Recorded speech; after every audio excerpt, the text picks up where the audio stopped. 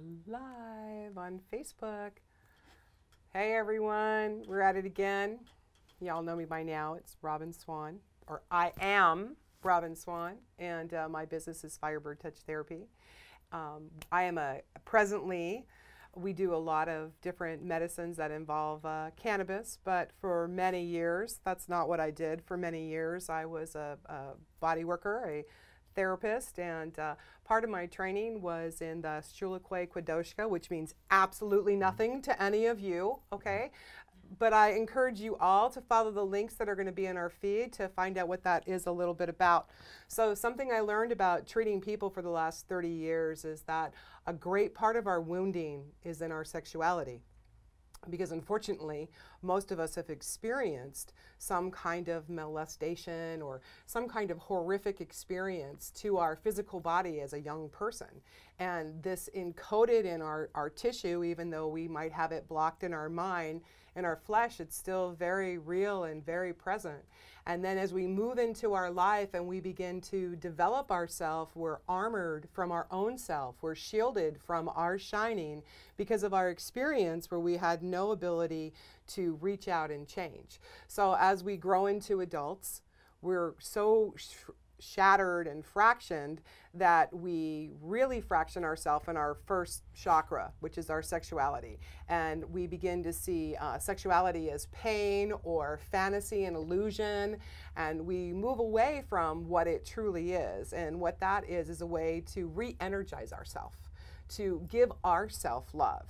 You know, the word masturbation means to beat yourself.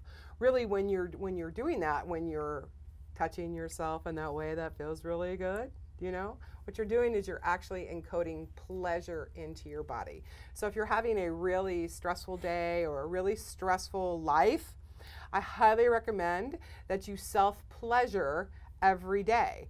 Now, you know, there's like I said, there's a lot of wounding in our sexuality, and this not only fractions ourselves from our sexual content of ourself, but it also takes us away from the authenticness of who we are. Because sexuality is not a sexual act, okay? It's an act of passion, and our passion is more than our genitals. So I have with me today a cool ass man who I'm super excited, lives here in San Diego as well. He has a background in human sexuality and cannabis, and we're going to talk today about how cannabis can kind of help us put those pieces of ourself back together in our sexuality. Now, you know, it's just a medical fact that women who use cannabis while they're having sex have a 51% better orgastic rate. Yeah. Who doesn't want that, right? Like if your girlfriend's a bitch, you just need to get high and fuck her, okay? It's super simple. If you're having a bad day, just make that connection that way. But let's do it in a good way. Let's do it in a clean way. Let's do it in a way that honors ourselves, that brings us to us, okay? And so we're gonna learn a little bit about the passionate high. What does that mean to be high? Because high, H-I-G-H, isn't like high, it's like elevated, high. Cannabis has an ability to bring us up. And our passion, our fire, our first chakra, where we start from, fires up the rest of the tree. So whether you know it or not, you're not a meat suit, okay? You are an actual energetic being that is a system of nerves, all right? And us lovely ladies, we have so many nerves and a part of our body that we never even look at. Okay, so at the end of this broadcast, after you meet my cool friend Nick, we're gonna tell you where to get some of his books from, The Passionate High and a book about yonis. And what's a yoni? We're gonna talk about that in a minute. And I want to encourage all of you ladies out there to run to your bathroom, get a hand mirror, okay, and check your stuff out. If you don't know what you look like, you don't know what pleasure you can bring yourself. Don't be ashamed of your sexuality at all. Okay, so I'm going to introduce you guys to Nick. Say hey, Nick. Hi. Hi. Hi, everybody. So, thanks for having me. Yeah, thanks for coming. I appreciate it, Dr. Nick, that you are a wealth of information on cannabis, which ways to get stoned with what strain. No, I know. Exactly. And how exactly cannabis can help us. You know, like, I understand that, you know, like being, like when you go to like, oh, well, I'm really frigid. of course cannabis is going to help you relax. But what if you're just like a functioning, healthy person and you like have a functioning, healthy sex life? The few and far between people like that. Yeah, I was going to say, where Who are those they? I'd people? like to meet them. I'd like to meet those people. No, as a sex and an intimacy coach, you find it's harder and harder for people to go from the stress of the day and then transition into the calmness of the sexuality. We would plan date nights for couples and tell them all kinds of things to do, but you can't shut your mind off. It's very difficult to shut your mind off. And doing yoga and meditation, it's helpful. Some people can get there very easily, but the majority of the people, the distance is a little too far to calm down. And so I kept looking at that and going, what else? Is there anything out there like an aphrodisiac that could work? Well, cannabis has always been an incredible thing in my life, and I've always used it in the realm of sexuality. And like how? Like getting high before you have sex, or rubbing it on your partner? I stumbled on both? it as a young man in high school, that when you were high on sex seemed to be just so much better. And I would say it put me in the here and now. It put me in the moment, and it created a better connection. It silenced all the little noises in my head. It silenced So it all allowed you to be present in your physical body. Yeah, and with my partner, because there's a lot of stories. Am I good enough? Do I deserve her? Does she deserve me? What do I look like? Do I make enough money? All of these things we tend to take into the bedroom. We do. Right. We take Right, all and we don't want to admit that, you know, like Yeah. we're all like racked with performance anxiety. Exactly. And is there any way that I could alleviate at least some of that? And to me, cannabis really, really worked. And how did it work for you? Like how? How does it work for me? Well, I can tell you it does a number of things. First of all, being illegal for 50 years has been used as a recreational drug, and it is phenomenal for that. There's no question. You have a rough day at work, you have a rough life, to go home, go down, smoke a bowl, and chill out, and for the first time in the day to relax your body, it's wonderful for that. It works. The thing is, that doesn't work in the realm of sexuality. I don't need you totally chilled out. I need you alive, passionate, and present in order to have good sex, not chilled out. And so to me, the majority of the way that people looked at cannabis was to chill out. So I had to look at the amount and the strains and the types so that it would elevate me. You know, so then we started looking at, where does desire come from? Why do you have sex? You know, when you look at somebody and go, why do I want to connect with my partner? We both had shitty days. We both have a lot going on in our minds. We got things to do. Is there a benefit from connecting? What do you think? To me, do I think that there's, oh, absolutely. I think that the single most important thing you can do as a couple is to take that time at the end of the day, even if it's just 10 minutes, and really connect to each other in a real, like a real connected way, not talking about your bills and your kids and, you know, what needs to be done around the house, you know, not even like, well, how are you? But just silently really joining. You know, hugging each other, getting naked, not necessarily having sex, but just making that one-on-one flesh connection. Exactly. It grounds us out. Yeah. And then I would look at couples when they would come in, and I would look at their lives. And to me, what I saw were lives that weren't passionate. And so to have a stressed, all-mind day, and then you just hit a really important point, lives that are not passionate. Yeah. So you can't like have this messed up life where you hate everything that you're doing, you know, smoke some weed, go home and, you know, hit your partner and think that it's going to absolve you from all of the sadness in your world. It doesn't. I always ask people, do you think you're your mind or your body? And what answer do you normally get? I'm curious. Most people will tell me they're your mind, and I'll tell people, no, I truly believe our body is where God lives. Our body and sex is the voice of God. That's how we connect. I think the body, and I think the correlation between what we've done to the planet and the disconnect with nature, the disconnect with love and children, and helping one another is the correlation to the lack of sex. You know, everybody probably okay, so knows. let's stop there for a second because, you know, sex is the voice of God. Yeah. There is, like I said, there's so much wounding, there's so much damage around sexuality in people. There's so much predatory sexual energy in our planet. I don't for one second feel like that is the voice of God. So can you separate that for me a little bit? Because I know that's not what you're talking about. That's a hard one to look at. What would I say about that? I truly believe that that when you can get back to your sexuality and you can get back to your, and sexuality to me is not genital-based sex. It's being back. There you go. So, so if you're going to talk about bit. intercourse and you're going to talk about power and you're going to talk about the dynamics between the masculine and feminine. And that's what people mostly think sex is. They think it's this action, you know, stick it in, bump uglies and spew. That's not what we're talking about. No, because we had to look at where desire comes from. And to me, desire was something that built all day. Desire was your relationship with the outside of yourself, with all the organic things around you, with the food you ate, with the smells that you had, with the lighting, with so many aspects of life. You don't just go and plan a date night and walk into the bedroom and think you're going to have desire. Right. You have to be luscious when you go into the bedroom. And to me, you have to have an outlook on life and create a life reality that is luscious.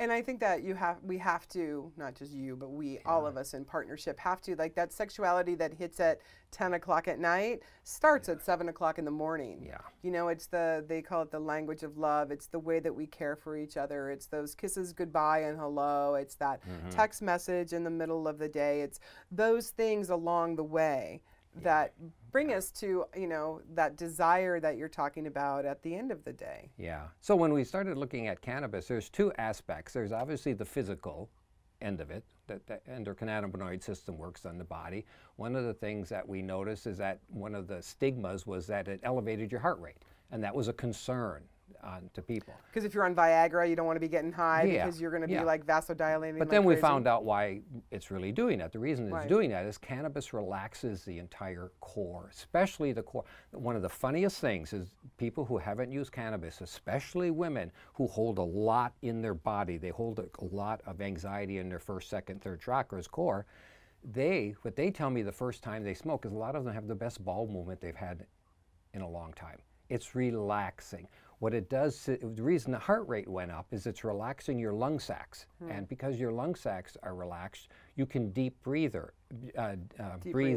Deeply. And what we have when we have anxiety is we tend to have shallow breath because it's a way to protect our bodies. And the shallow breath means that we don't have enough oxygen in our body. And that's why our hearing is muted, we don't feel. Food doesn't taste as good because we're not oxygenating. So most people will find out when they smoke, they're breathing very deeply and they're oxygenating their breath. The body gets excited and that's why the heart rate goes up. So what was looked at as a negative is actually an extreme positive. It's actually helping heal you. So it also has the effects on the hormones. It does increase testosterone. It does help elevate dopamine and serotonin. These are all wonderful things to get you back into that kind of a juicy appreciation of life. Do all strains, like indica and sativa, both produce testosterone? What we'll go into is that we have to talk about the microdosing, because the one thing that's the most fascinating is when we started looking back and reading all the ancient texts on it, it could be used for so many different things. It could be used to elevate, and it could be used to bring down. Right, it's the correct dosing. It was the correct dosing and the correct strain. And the third most important element was the intention. Okay, so I think that intention overrides strain, because I do strain too. is dependent on grower, and there's no consistency in strain. No, I totally agree with you. There is no consistency in strain. There is. So you know, I think intention is definitely stronger than strain. But microdosing is more important than that, because it's true. Because I'll have conversations with clients and they'll be like, "Well, I took 2 drops when I was awake all night." Well, then they take 5 drops and they're asleep. So you see, it's insane. And what happened is they did that famous Texas study years back about testosterone, and that's why it was bad for men. They said men shouldn't smoke pot if they're going to go in the bedroom because you get the equivalent of whiskey dick. So we looked at that. That's wrong. Well, it's true in that what they did in the study, we refer to it as a suffocation study. What they did is they put these little masks on mice, and they gave them so much pot that what happens is their testosterone level rises for the first 20 minutes or so, and then it drops off. Well, it goes below baseline. Well, when they found out when they microdosed and they used a less amount, it rose way above baseline, and it did not drop below baseline. It stayed above baseline. And we're talking specifically about smoking cannabis. We're not talking about edibles or tinctures. No, it's just the amount of it and what it's doing to your testosterone level. So it doesn't matter if it's a tincture or an edible or you're inhaling it? When I coach people, and for myself, I like smoking. And the reason I like smoking is because I can hit the dose right on the head. It's real easy for me to dose, and you know, you take a hit, you wait 2.5 minutes, you're 2.5, 3 minutes, you're at full high, and then you can ask yourself, how do I feel? Am I still alert? Is there just a small amount of change going on in my perception? That to me is where you want to be. What about people who are paranoid? Like, you know, cannabis can make some people, that they have a THC allergy, they get really paranoid. You give them a couple hits in the bedroom and they're like, oh, no, no, no. Exactly, exactly. What you are thinking, it will elevate it. It is not an answer all. So the intention or the thought, and that's why I always tell my clients, anytime I smoke, I always ask myself, why am I smoking, and what do I want to do with this blessed high that this flower has given me? What do I want to do with my life? Ask yourself that question. And if I get stuck in the what do I want to do with my life, forget about it. We are not going to have sex, man. Okay. It has to be just in the realm of the 2-hour period. No, there will be no sex. Well, here, that is what happened. The couples, I'd send couples home, and they would come back next week, and I would say, how did it go? And they said, it went terrible. And I'd go, okay, now I had to look at that. Why did it go terrible? Because exactly what you're saying, the thought got elevated. Whatever charge they had on each other, if they had an unresolved issue, or they were angry, or they wanted to talk about something, that came to the forefront. The cannabis actually brought that to the forefront. So I said, use it then for healing, but if you want to use it to create passion and quiet, you have to set the stage for that. You've got to go in with a really strong intention. And that comes into the cognitive effects of it. And to me, that's what intrigued me the most. What is a high? What is that feeling you get that everyone likes? They smoke a little and poof, comes over you and you sit there. What is that? What's going on? Well, what is it? There's a great guy in Berlin, and he calls it the bouquet of cognitive effects. And there's a couple of things. One of them is what they call the Zen effect, where it slows down time. And that's what a lot of people love about it, is the fact that you're in the here and now. And that I love that about it. And the stoners love that about them, because it'll drop it in. Well, think about it in the bedroom. Do you want to be present? Very good for that. The second thing is enhanced imagination. You get really creative, pipe dreams. To me, one of the best parts of cannabis in my life is the stupid, silly things, that shit that I come up with when I'm stoned. And the next morning, you sit around having breakfast and you go, I can't believe I talked about that last night. But if you actually look at it, there are some nuggets of really important stuff, because your brain is working with different thinking at that time. It's relaxed. I have actually looked at my pipe dreams and tried to manifest as many of them as I can, and it's been magical for me. So you've got that. There was a great study done on empathy, where they took college boys and had them look at scenes of people and read faces, and then they got them lightly stoned, and it was incredible. I think we need to get those boys that were wearing those red hats doing that. I always say they should get crop dusters and come down and low fly, especially in war zones. Yeah, just get everybody high. But the empathy is a really, really big one. Pattern recognition is one I've noticed with a lot of my clients. People are resistant to getting high. A lot of people that have control issues, they're not going to let go. Or they just have a paranoid experience from THC because they have an allergy to it. So I mean, that's a very real thing for people. Like they smoke, you know, cannabis, and they get really paranoid and they have a horrible experience. Yeah. So I think there's a way, though, that they can also participate topically. You know, like there's cannabis will, you know, awaken you and relax you topically. Oh, definitely. And it doesn't cross the liver, and it doesn't break the blood-brain barrier, and you don't have that experience of getting fully paranoid. Yeah, exactly. Everybody's different, and a lot of people, it just doesn't work, period. They don't get high. There's a percentage of people that don't. And like you said, there's a percentage that it creates tremendous anxiety. Yeah. But generally, I'll try to work with them, and I'll keep cutting back on dosage, and I'll try a varying amount of strains. So that's your technique, is that when someone really hits that level of paranoia, you just cut down their dose. I keep cutting the dose back. And you're working mostly with people who are smoking cannabis, right? Yeah. Well, the edibles and the tinctures, they really got to start slow. And the only thing is that if they get anxiety, it can be a 6-8 hour anxiety. Yeah. And with the smoking, I can deal with 2 hours. Most people can get back out of their head and walk it off. Yeah, and you can just take. And so when people, if they've never gotten high with THC before, I generally recommend they get a small amount, just a gram of this, and just take one little hit, you know, in the right environment, and play with that. They can slow yourself into it, because it is, the first time you get high, it isn't uncomfortable. It's a releasing. It's a letting go of the mind. And for a lot of people, it's very difficult. Right, because especially in our Western society, we're super caught up in what we think about and what we feel and the stories that we've told ourselves and all the things, like I said in the beginning, all the wounding that we're carrying from little kids. And then when you start to unravel yourself and extrapolate out, and something that cannabis will do is, like you said, open your heart to yourself, and you're with somebody who you might not necessarily trust very well, you've just put yourself in an unsafe situation. So I think that, you know, getting high and self-pleasuring is a great way to get to understand your body, and also using topicals. Yeah. So let's talk about how people use cannabis to avoid their feelings, because, you know, again, is it just dosing? Like, if I really don't want to get it on with my husband, but it's kind of like my wifely duty, I can, like, you know, suck down a whole joint and then, you know, roll into the bedroom and spend 10 minutes and be done. Or 4 minutes, actually, probably for most Now, as a women. sexologist, and knowing the power of good sex, that saddens me.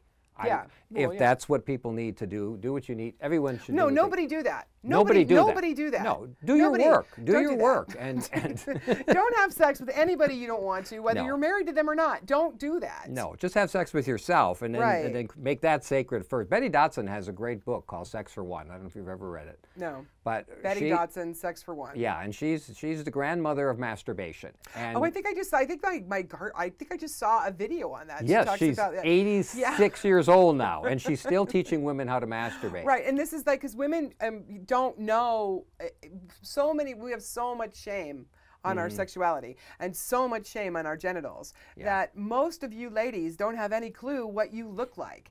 And your mothers weren't like, here, darling, here's a mirror, have a look, you know? So I really encourage you, especially women who are sexually frustrated or afraid, to get a mirror and look at yourself. Uncover the mystery of your own genitals. They're beautiful. And they have, like, more nerve endings than any other part of your body, and more nerve endings than a man. Yeah, definitely. My whole life I was always fascinated how men, we love our penises. We just do. We walk around and we bang them on stuff, and we talk to them. Stick them in holes. and that women did it. And I became obsessed with what that was. So back in the late 90s, I started a project called Petals, where I started photographing women's yonis. And I, to date, have photographed 252 women. And you just get these women to, like, just open their legs and, like, I never paid anybody, and it was, I learned so much about how to be, what masculinity meant, what femininity meant, how to create a safe space. I mean, to get women to come and to do this, to spread their legs and tell me about all their pain and tell me about their relationship. It took years to master that, but once it got going, I was curious about that.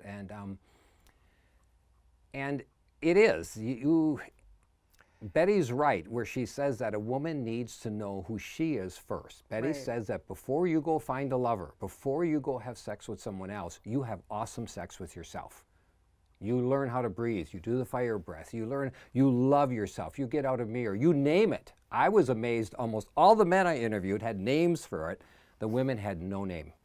And I'm looking at, it's where your pleasure comes from, it's where your energy moves. Well, I think it's such a bad design. The waste system and the pleasure system are in the same environment. I just do not, like, the creator has a huge sense of humor. I know. They always say to put a theme park next to a waste disposal plant seems ridiculous. But it does all work out good when you can get over that, so. Exactly. You can get over it, for sure. So these 200 women that you've photographed, you know, I mean, there's like how many? I think there's every vagina is unique. Every one is unique, and every woman is unique. And I think my takeaway was that the women who came to terms, the women who did the work, and they loved it. They learned how to self-pleasure. They were at peace with it. Their whole lives changed. They tended to be happier, they made more money, They tend to be in better marriages. They had better relationships with their children. I would say that that was the one thing that if you're going to work on anything, work on your relationship with your sexuality. Absolutely. And your expression of sexuality. Especially your, not just your sexuality, but your genital sense of self. Yeah. You know, and that they say that that locks in between 0 and 3. So by the time we're 3 years old, we have a sense of who we are genitally, which is kind of mind-blowing. And then by the time we're 7, we know who we are as a sexual being. Yeah. So if anybody has been wounded during that 0 to 7 period, that's encoded in your flesh. Yeah. And no one can undo that for you. Only you can undo that for yourself. And cannabis is a wonderful tool to, you know, like have a date with yourself and get out a mirror and check yourself out and see what you really like. And once you understand yourself as a life giver, then you're able to take yourself to your partner and share your life-giving qualities with them. Yeah, and learn about sex. And you mentioned Kudoshka earlier. To me, Kudoshka changed my life because they taught me the power of sexual energy. They taught me all the different levels of orgasm and how I could spread that energy through my body and use it to heal myself. Right. Yeah, let's just stop on the levels of orgasm. Okay, so first of all, let's talk about what Shulakoi Kudoshka is. It's an ancient teaching that comes from the Twisted Hair Council of Elders. We're going to drop some names in the feed if you have a interest in it and you want to learn more about it. It's a spiritual form of sacred sexuality, and it teaches you the Kudoshka teaches us how to use our life-giving force to move our life forward. Because your first chakra, number 1, is the driver, and it's the key. It runs all the way up your body. And then, hey, guess what? You're not just a meat suit again. You're a giant, a luminous egg, and you have tentacles, and they reach out into the world, and you throw your shining out, or you suck it in for yourself. And how you become the shining light that the Creator intended you to be is by plugging into your first chakra and healing that wounding. So the Kudoshka can help you with that. But if you're also having sex now and you're like a dude and you're shooting your load and you're falling asleep, first level, there's so much more. There's an exercise called the heart pleasuring exercise. I'm sure you're familiar with it. And this is a version of, I'm just going to share it really quickly if you don't mind. Okay, so everybody can do this, and I highly recommend that you do. So you self-pleasure, but you don't come, okay? So right before you climax, you stop and you breathe in through your nose, up, and you suck that energy up from your first chakra to your heart. And then you get everything relaxed and you go through the whole process again. You bring yourself almost to climax, you stop, you suck all that energy up into your heart, and then the third time you allow yourself to climax and you pull all that energy into your heart. And this way you begin to heal your body and you begin to re-encode your flesh. Yeah. No, very, very good. Getting back to the cannabis and the bouquet of cognitive effects so that people can use this, one of the things is play with the high. And what I tell people do, first of all, create ceremony around. If you're going to have time in the bedroom, set the bedroom up. Because what the high is doing is accentuating all your senses. I can't believe how people don't use music for lovemaking. And I can't believe how people don't have music in their lives and don't have playlists, or don't come home, they don't have a stereo. Music can change your mood so tremendously, and when you're high, music is accentuated. So use music to relieve stress. The other thing that people don't look at is lighting. Lighting is so key in that. Tone your lights down, use the color balance, dim the lights, have warm lighting at night. It does that. One of the things using the enhanced memory is that I'll tell couples, if you want to get back to that place where you first met, bring out photographs of when you were first together. Bring out the food and the munchies that you were eating. Recreate the beginning of your relationship. That high will allow you, there's a body imprint. We know that our body holds imprints, and we can trigger those imprints through the mind, and we can do it especially good when we're a little bit high.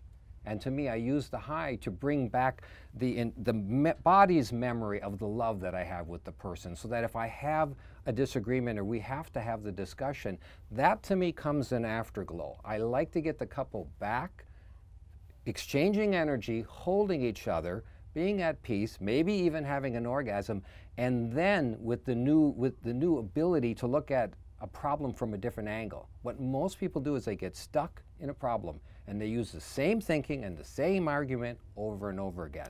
Right. That, yeah. Where cannabis who doesn't do that? Fight with their partner on the same 3 topics. Exactly. But the interesting thing is that afterglow and a little bit of buzz can help you see it differently. Absolutely. And like I said, we talked about empathy. You're going to have empathy. One of the old Indian traits was they use cannabis so that you have the opportunity to walk in another person's moccasins, I read somewhere.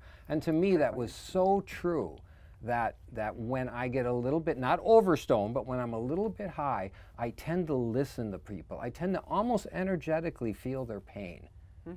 And stuff, and then so I can work with them. I can talk to that person and go, what are you feeling? And to me, for problem solving, that is so big. So just to be really clear, we are not saying go home, do 5 or 6 bong rips, and then get it on with your partner. That is not what we're saying. No. This is a great book, The Passionate High: A Beginner's Guide to Using Cannabis for Intimacy and Creativity. I think it's on Amazon, right? Yep, it's on Amazon. Along with Petals. I mean, he really lays it out step by step, you know, everything we just went through, like light touch, really making that connection with the person that you're with. Yeah, and it's a journey, I think. Yeah, and that's a really important piece, is that it's a journey, you know, like you mentioned when we were talking before the show about the work that you've done with prostate survivors. And, you know, like we're talking a lot about women because of your book, Petals, right? But, you know, I see a lot of brothers really suffer, especially when y'all get into your 40s and you're not like the studs that you were in your 20s, and you get all sad about it, and then you get 50 and 60 and you're not just like a hard rocket, okay? You are not useless to us if you are not a hard rocket. You have 10 fingers, you have a beautiful mouth, you have an entire body, and you have an energetic presence. So I'd like you to share a little bit about how you worked with those men who, like, you know, they lose their sexuality because they're sick, or, you know, any number of things. They use their ability and their mind to perform, not their sexuality. I have to try to get them to be sensual again and to be passionate. And can you share with some men on how they can do that for themselves? Like, I know as a woman what to do, but as a man, how do you get sensual with yourself without feeling quote unquote gay? Like, if you're a big super macho dude, you know, and you got a tool belt and a big old truck and you don't need nothing, you know, how are you going to calm down inside of yourself and take care of yourself to find that sensuality within you, the man? By getting excited about the fact that, yeah, it's fun to get the panties off and it's fun to come, but there's so much beyond that. And he should do it for himself. He should do it for his selfish self, to know that a connection with a woman on a deeper level is superior to what he's doing. It's going to benefit him. The men who master that, I noticed, they're calmer but yet more powerful. And when you look at men, men can make money by greed and by selfishness, or they can be powerful and money will flow to them by love and by being kind. It works both ways. We live in a society that right now rewards the competitive part and the capitalistic part. But really, if a man can switch that over, he can actually be a better performer and a better community man if he reverses that and he actually starts being caring. And to me, it's enjoying food, it's cooking, it's playing with your kids, it's spending quiet time, it's getting out there, it's getting in nature, for God's sakes. Take off your shoes and get grounded. And just get out, slow down, play music, dim the lights, put candles on. It's not gay, it's smart. And really look at gay. They're having the most fun. They've got the best sex. Time. They have the best sex. I mean, yeah, you can make it. They're the freest, right? I think they make it wrong because they're jealous. Yeah, I think so too. Yeah. I think so. Yeah, for sure. So. Yeah, no harm, no foul for whatever your sexuality is. No judgment there for sure. But I do see a lot of men lose their intimacy and their sexuality and their desire for it much more than women. You know, I have conversations with men and women, and I have 70-year-old women wanting, you know, to lube up, to keep going, and I have not once had a man ask me those questions. I have not had any man call me and say, you know, I need to be able to do my wife, but I have had many women call me and say, I need my husband to like come out. So how can we help men? There's been a real attack on the masculine. There is. I mean, to say toxic masculinity, I don't think people realize what they're doing to all the nice people, Right, guys. all the nice men. Yeah, and the majority of the men have recoiled and they're scared. Yeah. And that is you can't be a good lover when you have any apprehension. When you hold back, you destroy it.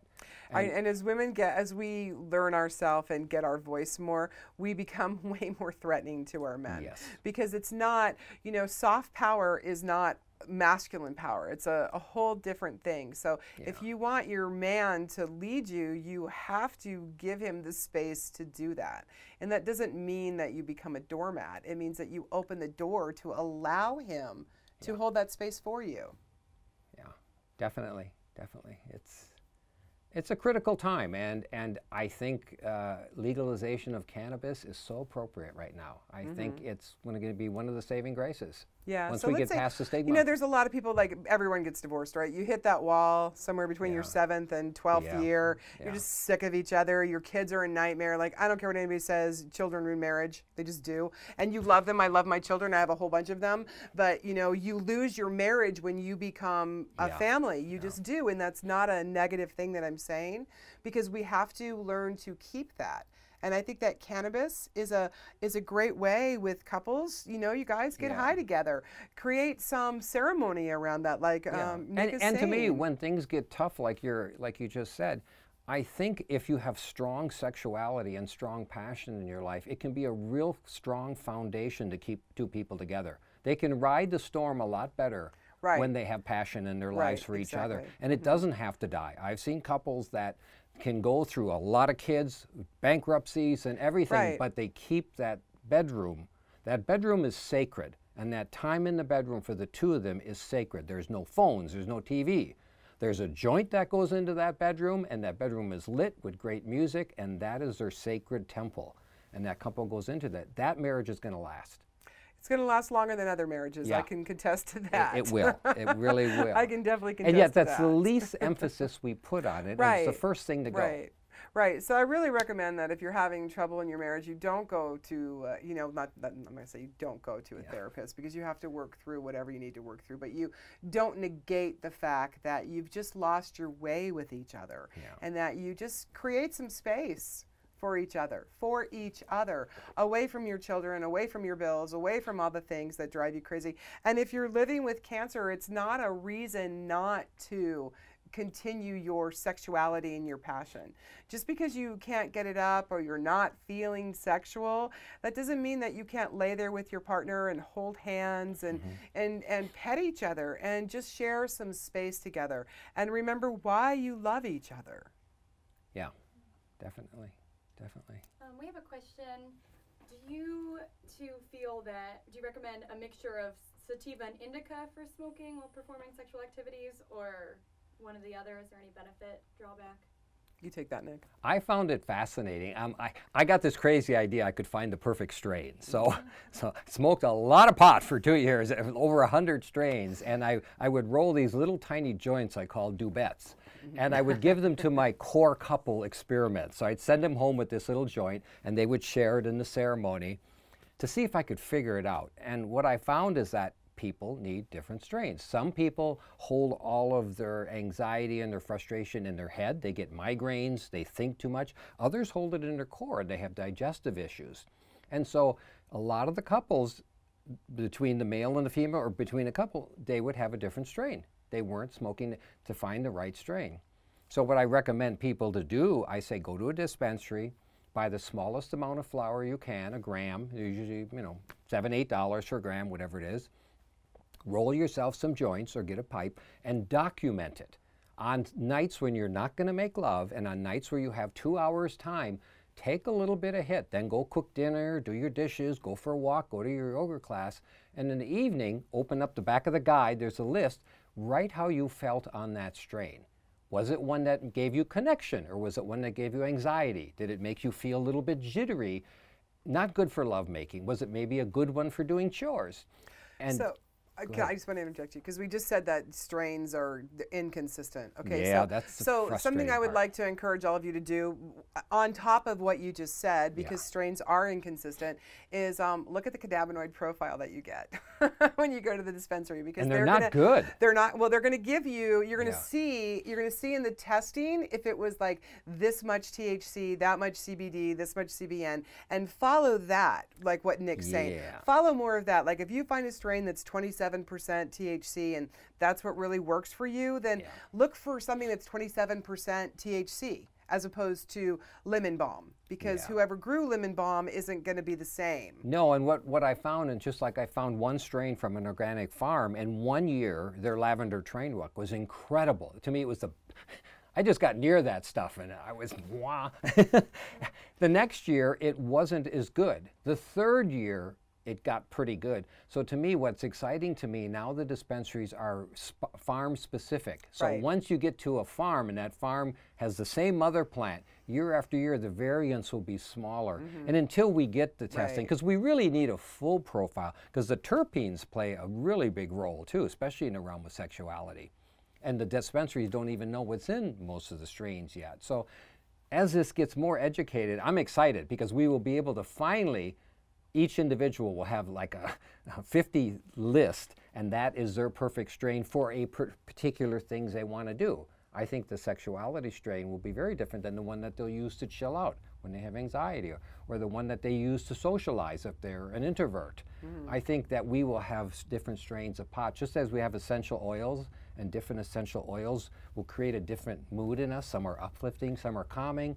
Cannabis kind of falls into that. Yeah, we can mess around with the terpenes too. Like, and when we make tinctures, we do that. We create a terpene profile. Exactly. And I tell people, the hard thing about plant medicine is it's not a pill and everyone's going to get the same thing. Plant medicine is a journey, and you have to be willing to do the work. You have to be willing to homeopathy. pay attention. It works with the homeostasis of your body. You will never be able to gram per milligram dose like you do Vicodin. Anybody in the industry who's trying to turn cannabis into an allopathic medicine, go find something else to do, okay? So everybody who's using cannabis, you have to understand that you are a plant, you are a carbon-based being, just like the plant that you are ingesting. So where you're at in your life is how you're gonna respond to what you're ingesting. So it's not ever going to be exactly the same and because enjoy you're it. not. Yeah, enjoy the journey. Enjoy the journey. Do you think we answered that one? Yeah, I think so. Are there any other questions? Yeah, the other question was, do you guys have any advice if a spouse can't use cannabis, they get drug tested at work, or they're not into it? I got that one. Okay, so topically, Fire Kitty. This is a product that we make actually that had a whole different purpose, but its secret power is that it is the best lube ever created. So if your spouse doesn't want to partake in cannabis because of job, or they don't want to get high, you can still use it topically. They're going to still get all of the great juicy effects of using cannabis sexually. It's not going to break the blood-brain barrier. It's not going to cross the liver. They're not going to fail a drug test. No one's going to get high, but you're still going to have a heightened experience, especially if you put a cannabinoid product on your genitals and you rub them together. Yeah, and to add to that, I would say if one partner wants to and finds it wonderful and the other partner doesn't want to, don't judge the partner that wants to use it. Let go of the stigma. This is no longer an illegal drug. This is something, it's a plant medicine. If it works, allow that. That's a big one. A lot of people will have a judgment against that. And the other thing I would say is if you want to use it but you can't because of work, please, let's come out of the closet on this. Please talk to your relatives, talk to your family, talk to everybody you know. That's how it becomes legalized. It becomes legalized when we start spreading the truth, and we all individually, we have the power to change things. We are the government. And we forget numbers. that. We are the government. Forget that. We are the government. You are. We are the government. And so I've been a big advocate of getting everybody to say yes, tell everybody about your positive experience.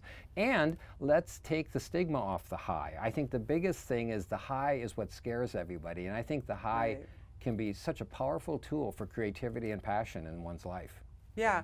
Creativity. I mean, like, if you really want to get juicy about sex, get juicy about what you love in your life. Get passionate about what you want to see in your life. Get passionate about your own artistic expression. Get passionate about the color you want to paint your bedroom. You know, the more you turn yourself onto you, the more juicy and appealing you become for other people.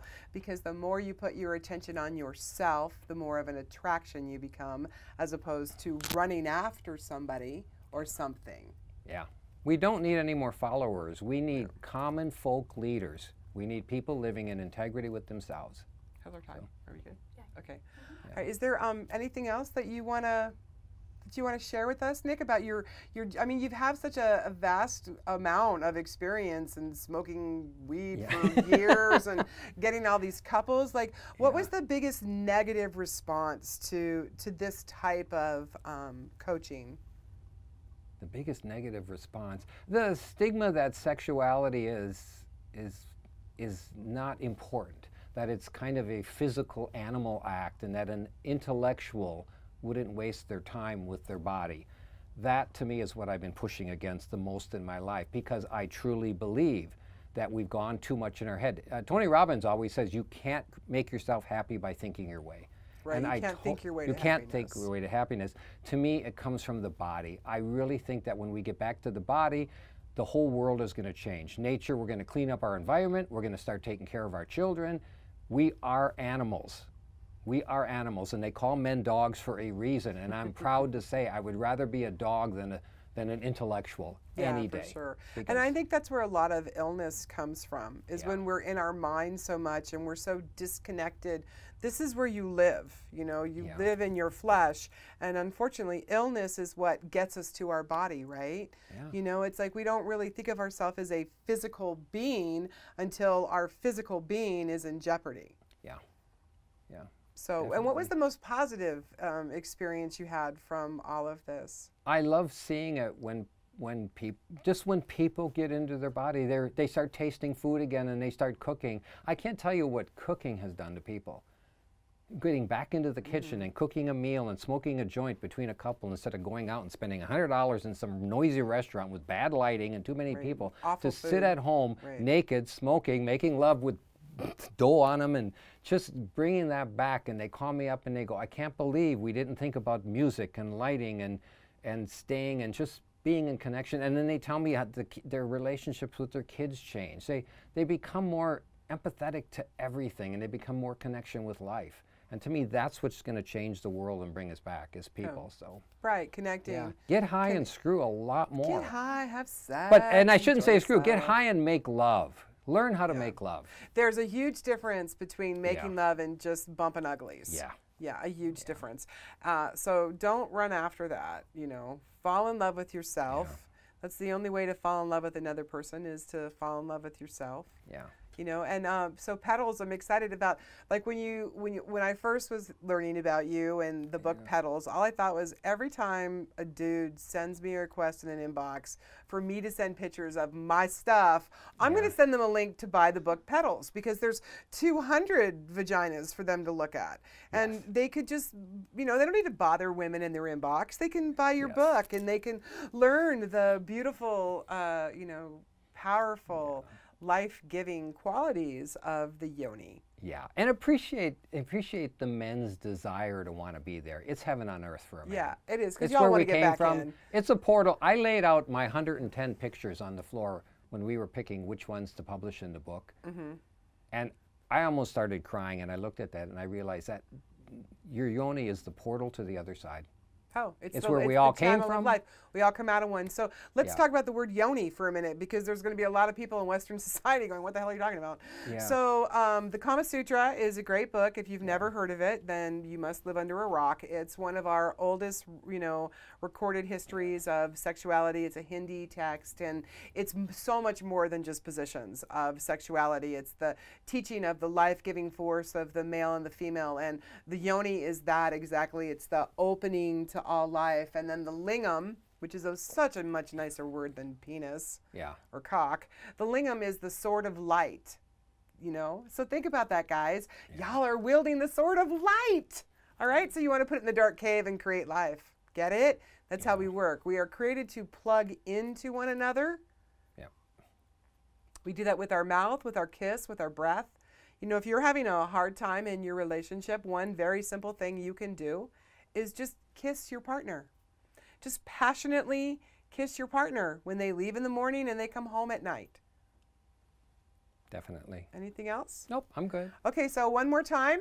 The Passionate High. You can get this on Amazon along with Petals, a beginner's guide to using cannabis for intimacy and creativity. I love this book. He literally, like in the it's like literally laid out for you. Like if you like, this should be like Sex for Dummies, you know, 101. Yeah. It's basically Cannabis Sex for Dummies 101. It gives you lots of great suggestions. You know, I love that suggestion about going to the dispensary or wherever you get your cannabis from and just getting small amounts of everything, looking at all their profiles and